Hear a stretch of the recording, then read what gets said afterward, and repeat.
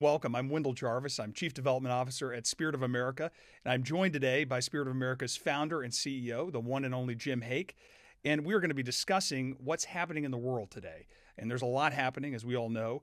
And we're going to talk about the unique role that Spirit of America plays in addressing the many challenges and opportunities faced by America and our allies abroad. So let's dive in. Jim, at the end of last year, you wrote a letter to Spirit of America's supporters. And you mentioned that there is cause for optimism. And there are a lot of people in the United States and abroad who are looking at what's happening in the world and they're wondering why they should be optimistic. Maybe they're even feeling pessimistic about the world order and geopolitics. Would you talk to me a little bit about why there's a case for optimism, why we should be optimistic as Americans? Well, the causes for concern make it even more important to understand the reasons for optimism. And from my perspective, there are three main reasons for optimism in the world today, or in America today. One is, we just completed the most extensive research that's ever been done on Americans' attitudes towards America's role in the world. And we did that to understand how people feel about that, to better inform our work at Spirit of America. And what we found was a remarkable degree of agreement between Americans of every, throughout the country, men and women, from 18 up to senior citizens, every ethnicity, every political ideology, remarkable degree of agreement. And more than 70% of those that we surveyed, and this was the largest sample size of people surveyed that's been done on this topic, more than 70% agreed that America needs to have an important role in the world. So Americans understand that. They also, more than 80%, said they were proud to be American. And I'm not sure which of those two things is more of a cause for optimism, but we don't have to pick. They're both true. And so when we think of America, I think we think we're far more polarized than is actually the case. Of course, we have different differences in our what the country should do and such. But on the things that really matter, there's a lot of agreement. That's one thing. The second is with respect to the challenges that we face in the world. Spirit of America is all about harnessing the power of the American people to address these challenges, harnessing what our citizens can do to work right alongside our troops serving all around the world to address those challenges in a far better way than if it were just our military and State Department folks alone. So we have just scratched the surface of harnessing that potential support of the American people and the power of what Americans can do in direct support of what our country is trying to accomplish in the world and directly to address those challenges head on, and not just address them, but to have what we stand for as America and our friends and allies, what they stand for, prevail. And the last part of that is that America is not in it alone. And it's important that we have friends and allies and partners around the world who believe in what America stands for just as much as we do. The idea of America inspires people around the world. So we as America don't have to do it all. And those are three very important reasons for optimism. I want to talk a little bit about our supporters who make all the work we do possible. We're a 100% privately funded organization, and we punch way above our weight class, if I may say. A lot of Spirit of America's supporters are successful investors. And anyone who's a successful investor in new ventures asks a key question first, and that is, what problems do you, as a company or an organization I'm about to invest in, solve? What's your answer when someone asks you that about Spirit of America? Well, it's a great question. And in business, and especially as an entrepreneur, you face that question all the time, because if you're not actually meeting a real need and solving a real problem, you're not going to succeed as a business. And as you know, before starting Spirit of America, which is a nonprofit, I was a business person and an entrepreneur specifically. So you learn in those environments not to confuse motion with progress, because you don't survive if you don't solve a real problem in business. The same thing is true with Spirit of America. And the problem we solve is, you hit on part of this earlier, which is the challenges to America's security, the challenges really to the idea of America, which is the bedrock of our ability to be prosperous and secure.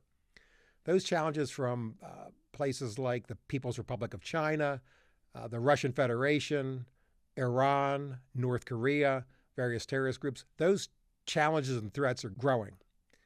And a big part of that is because the idea of America is an existential threat to those authoritarians and autocrats who want to continue to gain power. So we represent, what we stand for represents a real threat to them. So, and it's an enormous threat. They've gotten far more better resourced, far more sophisticated over the years about how they can attack and undermine the idea of America. So it's an enormous challenge, and we need the power of the American people to meet that challenge. So the problem that we solve, government can't do it all. In every sector of our society, people accept that whether it's public education, public health, that government can't do it all. And as Americans, we've never accepted that government only is the best solution. And how can it be? We have a rich country of initiative and entrepreneurial activity. And so government, of course, can't do it all. And that same observation is true in national security. You have a beautiful 5-year-old daughter. I have 3 young men in my family. And what we're talking about is for their future, we can't just leave these national security issues up to government. And what Spirit of America does, we solve that problem because we get the rest of America involved.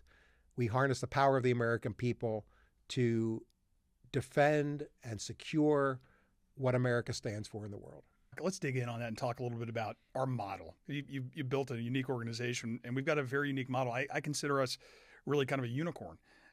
Talk a bit more about the way we work, how we operate, and why that matters as a really nimble, lean organization, particularly during uncertain times. Our model is to unite Americans with America's troops and diplomats in common cause, toward a common objective. We align Americans and the power of the American people behind what our troops and diplomats and what our country is trying to accomplish in the world. So you can think of that as putting a lot more wood behind one arrow. And there is enormous leverage in approaching things that way because we're adding what Americans and what our private sector and a nonprofit like Spirit of America can do on top of and in support of what our government can do. So, and it's not just additive, it's more like 2 + 2 = 10, because we can leverage with private resources what our government can do and what our troops are already out there trying to accomplish. So we're built on top of our government's massive investment and presence and personnel around the world, and we help them solve their problems. So we help them solve the problems that they're addressing. So that model is what leads to an asymmetric impact for private philanthropists to be able to invest in Spirit of America, charitable investments, of course, but invest in Spirit of America to have an off-scale impact on and a return on investment on issues that are critical to the future of our country. The human element is really easy to forget when we're talking about geopolitics, because geopolitics is big, it's impersonal, it's a nebulous sort of concept. And we talk about countries and regions, and not enough about the people. And so I'd love to hear a little bit from you.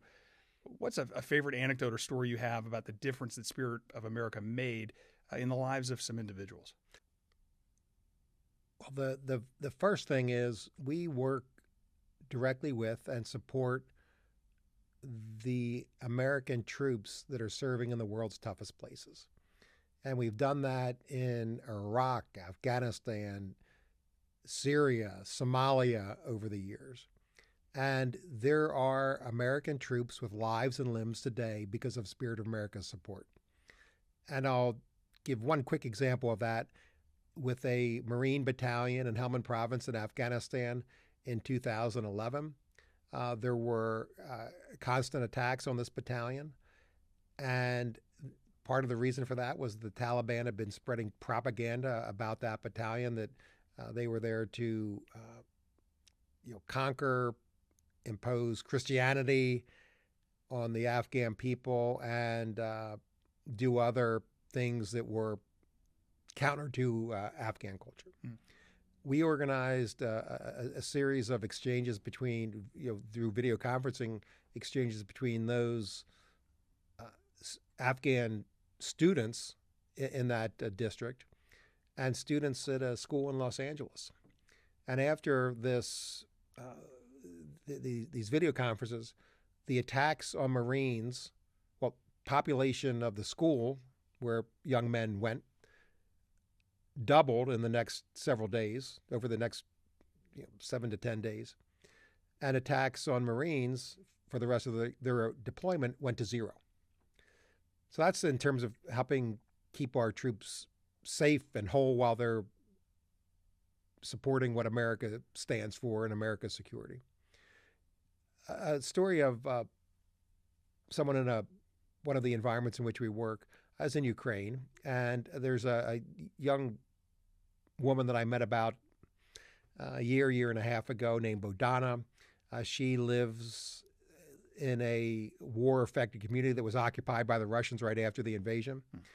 And that community and her school was actually used as a base for the Russian soldiers. Ukrainian kids would talk about how when they walked through town, the Russian snipers would train their guns on them to intimidate them.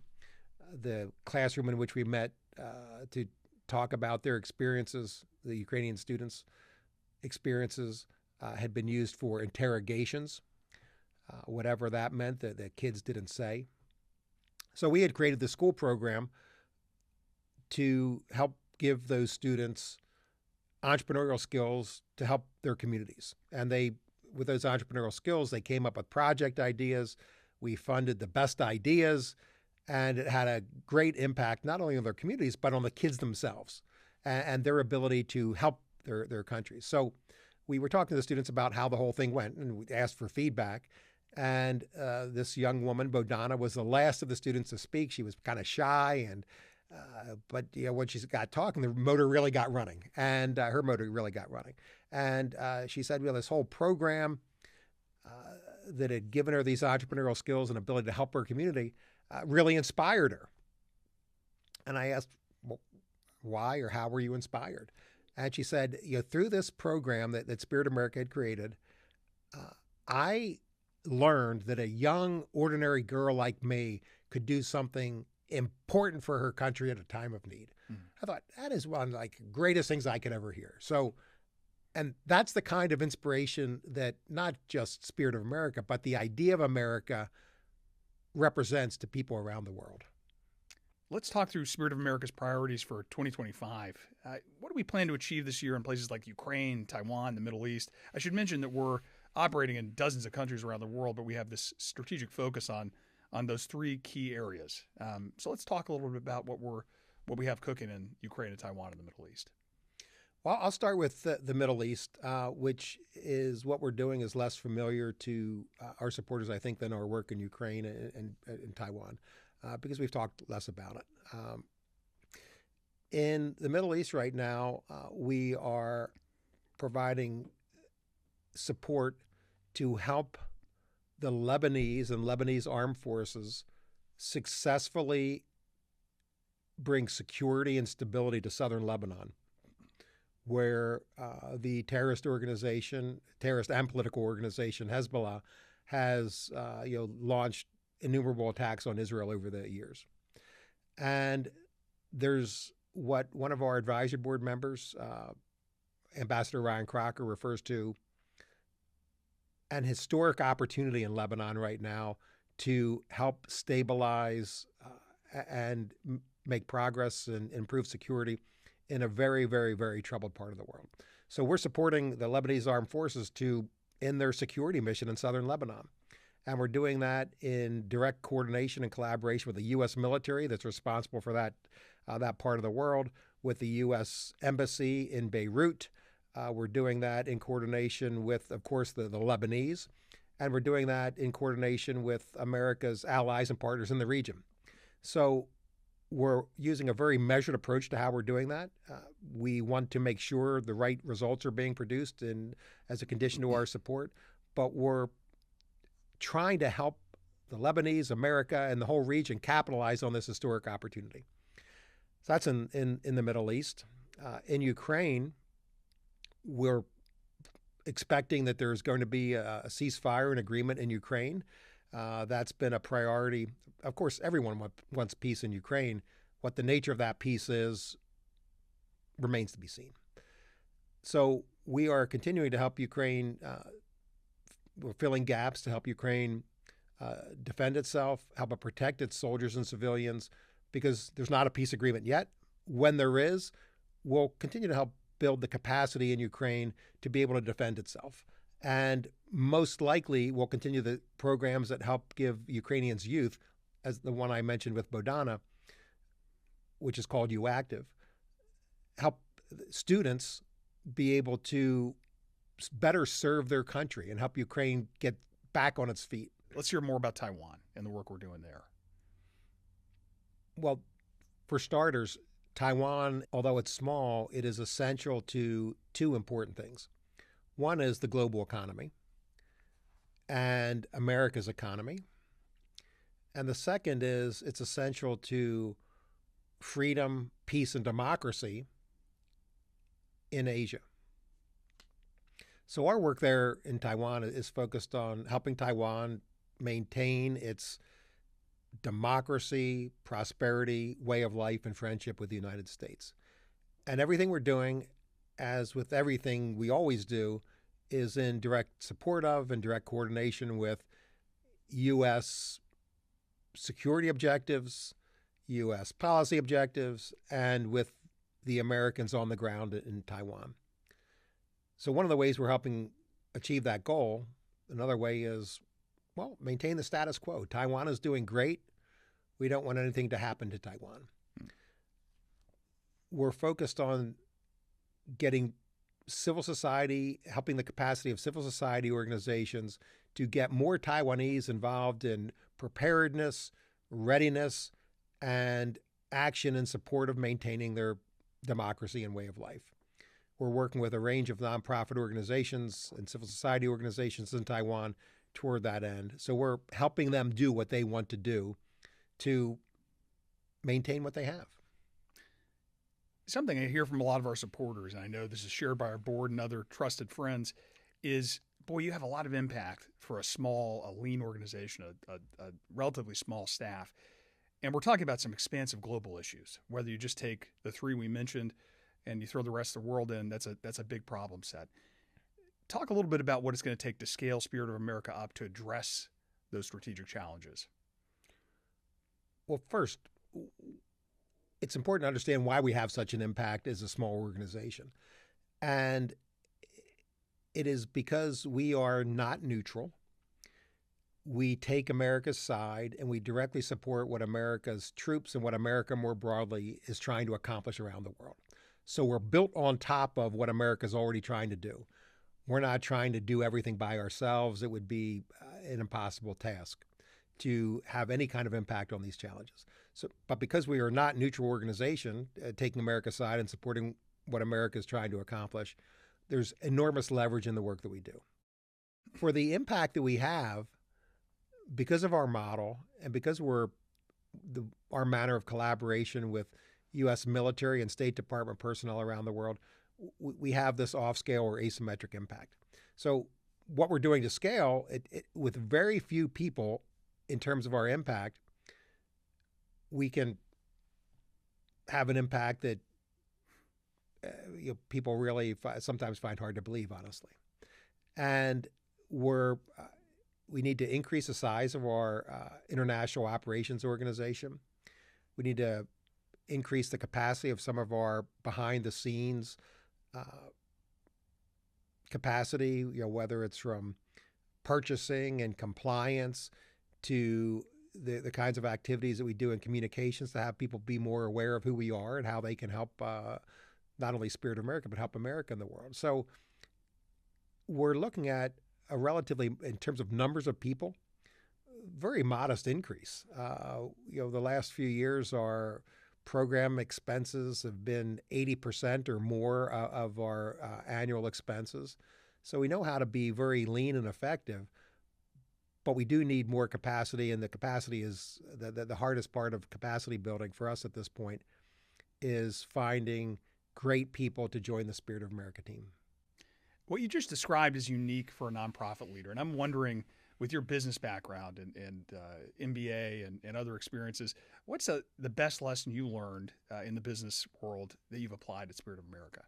There are three main things you have to think about, not all to the same degree, all at the same time, but there are three main things: money, people, and results.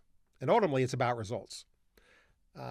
In business, if you don't produce results, you don't exist. And the same thing is true or ought to be true with any kind of organization, including nonprofits.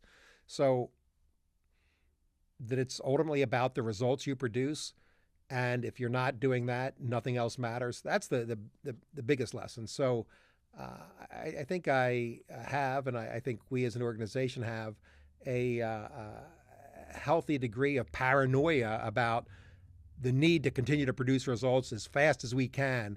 And perhaps that comes from my early days in Silicon Valley. I don't know. Maybe it's a personality thing, but the need to produce results and to never just take it easy is, I'll say, from business experience, burned into my consciousness. So we're early in President Trump's second term. And I've received the question, I know we all have at Spirit of America, about how we work with new administrations or how our work is affected by a new president. And I'm wondering how Spirit of America stays relevant and impactful across administrations. Well, first, we have nothing to do with politics or policy. As long as there are troops serving in some difficult and distant place, they're there for a reason. They're there because our country has sent them there to have an impact and achieve an objective.